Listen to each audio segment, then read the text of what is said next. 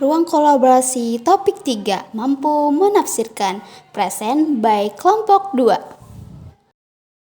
Anggota kelompok Afifah Tamini, Masniawita Sinaga, Jalmira Aldina Barus, dan Jerio Safnal.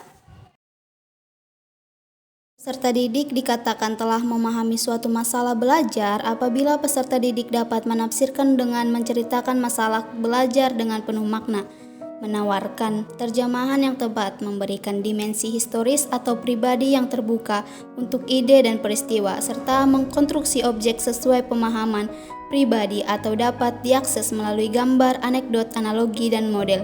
Berikan contoh konkret bagaimana peserta didik menafsirkan.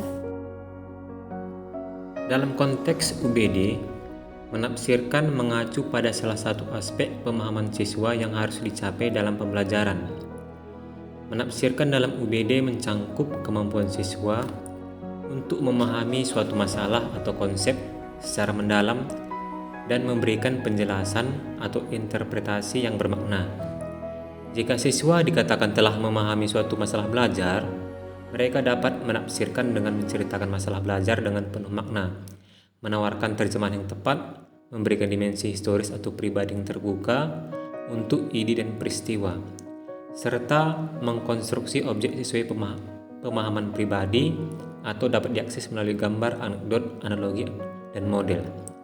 Dengan melakukan tindakan-tindakan itu, siswa menunjukkan bahwa mereka mampu menafsirkan masalah belajar dengan penuh makna, memberikan penjelasan yang akurat dan relevan, serta mengkonstruksi objek atau representasi yang sesuai dengan pemahaman mereka.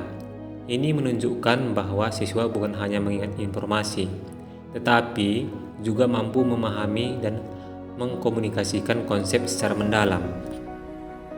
Dalam matematika sendiri, penafsiran biasa digunakan untuk mencari nilai terdekat dari suatu bilangan dalam operasi hitung supaya lebih mudah untuk dihitung.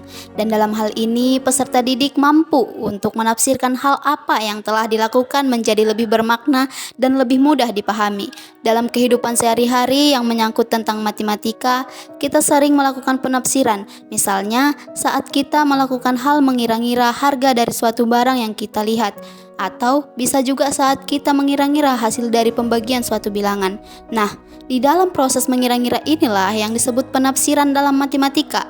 Terkadang kita tidak sadar telah melakukannya. Pembahasan selanjutnya yaitu contoh aritmatika sosial. Arya berencana membeli sepatu impiannya di toko serbaguna di dekat simpang rumahnya. Tetapi uang tabungan Arya belum cukup sehingga alternatifnya Arya membeli sepatu dengan harga yang sesuai dengan tabungannya atau membeli sepatu yang sedang mengadakan promo diskon. Sore hari saat Arya berkunjung ke toko tersebut, ia melihat sedang ada diskon ganda di sepatu impiannya. Sepasang sepatu diberi harga awal senilai 300.000, kemudian karena toko sedang cuci gudang, maka diberi diskon ganda sebesar 50% ditambah 30%. Berapakah harga yang harus dibayar Arya untuk mendapatkan sepatu impiannya tersebut? Baiklah, saya akan melanjutkan materi kami, yakni penafsiran dari gambar di samping. Dari gambar yang kita berikan kepada murid pasti sudah mengetahui makna dari gambar tersebut, yakni ada pemberian diskon pertama 50%, lalu dilanjutkan dengan diskon kedua yakni 30%. Diskon tersebut tidak semerta-merta langsung ditambahkan, yakni 50% ditambah 30%. Tidak, tetapi pengerjaannya kita cari dulu diskon yang pertama. Setelah itu dapat harga dari setelah di diskon pertama, kita masukkan lagi untuk ke diskon yang kedua yakni 30%. Pengerjaannya dapat kita lihat dari slide. Di sini untuk menghitung diskon pertama, kita harus mengurangkan dulu 100% dikurang diskon harga pertama dikali harga awal, yakni 50/100 dikali 300.000. Dapatlah hasilnya 150.000. Setelah itu dapat hasil dari harga setelah di diskon pertama, lanjut kita mencari harga untuk di diskon yang kedua kali. Jadi harga setelah di diskon yang kedua itu adalah 100% dikurang persenan dari diskon kedua, yakni 30%, dikali harga produk setelah diskon pertama. Jadi 100% dikurang 30% itu kan sama dengan 70%. Nah, 70% per 100, 70% itu kan sama dengan 70 per 100. Jadi tinggal kita kalikan 70 per 100 dikali 150.000. Dapatlah harga setelah didiskon kedua adalah 150.000. Jadi biaya yang harus dibayarkan untuk membeli sepatu dengan diskon 50% ditambah 30% itu adalah 105.000. Nah, begitu. Jadi tidak semerta-merta langsung dia 80%, enggak. Kebanyakan orang tertipu dengan diskon yang sebegitu, harganya di pikiran orang semakin rendah, ternyata tidak.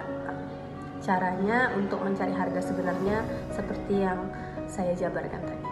Nah, diharapkan memang murid-murid sudah mampu menafsirkan harga yang tertera di label-label harga jika ada diskon seperti ini. Itulah maksud dari penafsiran dalam pemahaman understanding by design. Terima kasih. Assalamualaikum warahmatullahi wabarakatuh.